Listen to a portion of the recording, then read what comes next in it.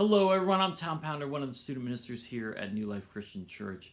And we live in an immediate gratification world where what we want, we have to have it. We have to have it now, now, now. And we have to get that temporary pleasure immediately, whatever it is. And all throughout history, there's lots of stories of where people sacrifice their long-term goals and long-term plans for that simple temporary pleasure. In the Bible, in the book of Genesis, we hear about Esau, who was starving one day, and he came in from the fields after hunting for a long time, and he was starving, and he gave up his entire inheritance, his entire blessing for a simple bowl of soup.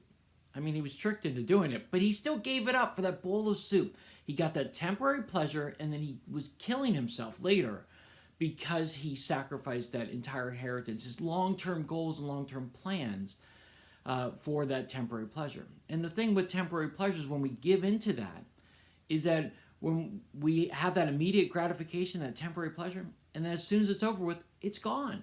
It happens all the time. And again, there's lots of great stories about people who've done that and who've learned a valuable lesson.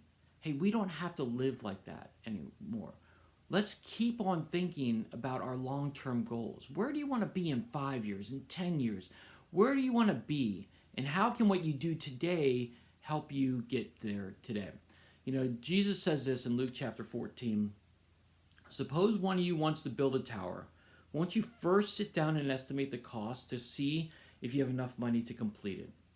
Jesus is talking about how we have to really weigh the pros and cons. Hey, I want to build a strong tower, but you know what? I need to make sure I have enough money to do it, because you've all seen buildings where people have started buildings before and then they abandon them because they've run out of money. Hey, don't start something you can't finish. In the same way, don't give into something temporary that's going to sacrifice something long-term. But we need to seek Jesus today and seek his guidance and his direction, and we can get there where we want to get to rather than giving into that temporary pleasure.